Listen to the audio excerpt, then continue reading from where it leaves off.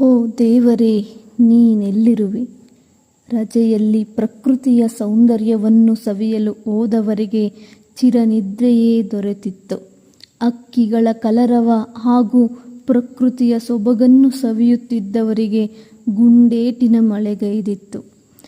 ಕನಸುಗಳನ್ನು ಹೊತ್ತು ಜೋಡಿಯಾಗಿ ಹೊರಟ ಆ ದಂಪತಿಗಳಿಗೆ ಅದೇ ಕೊನೆಯ ನಡಿಗೆಯಾಗಿತ್ತು.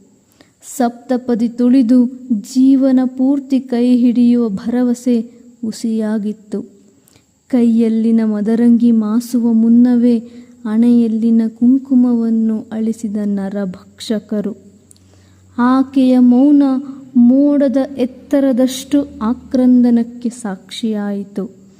ಮಗನ ಸಾಧನೆಯ ಸಂತೋಷವನ್ನು ಸಂಭ್ರಮಿಸುವ ಸಮಯದಲ್ಲಿ ದುಃಖ ಮಡುಗಟ್ಟಿತ್ತು.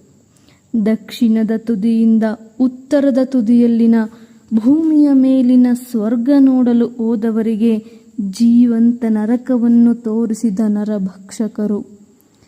ಏನೂ ಅರಿಯದ ಆ ಕಂದಮ್ಮ ಅಪ್ಪನ ಕಳೆಬರಹದ ಮುಂದೆ ಕೂತಾಗ ನೂರಾರು ಕತೆಗಳನ್ನು ಹೇಳುತ್ತಿತ್ತು. ಯಾವುದೋ ದ್ವೇಷಕ್ಕೆ ಅಮಾಯಕ ಜೀವಗಳ ಬಲಿಯಾಗಿತ್ತು. ಧರ್ಮದ ಹೆಸರಿನಲ್ಲಿ ಅಟ್ಟಹಾಸ ಮೆರೆದ ಭಯೋತ್ಪಾದಕರು. ಅಚ್ಚ ಹಸಿರಿನ ಹುಲ್ಲು ಹಾಸಿನ ಮೇಲೆ ಎಂದೂ ಮಾಸದ ನೆತ್ತರು ಹರಿಸಿದ ನರಹಂತಕರು. ಎಷ್ಟೇ ಸಾಂತ್ವನದ ನುಡಿಗಳನ್ನು ಹೇಳಿದರೂ ಕೇಳಿದರೂ ಎಂದಿಗೂ ಮರೆಯಾಗದ ನೋವು. ಆ ಕುಟುಂಬಗಳಿಗೆ ನೋವನ್ನು ತಡೆದುಕೊಳ್ಳುವ ಶಕ್ತಿಯನ್ನು ಆ ದೇವರು ಕರುಣಿಸಲಿ.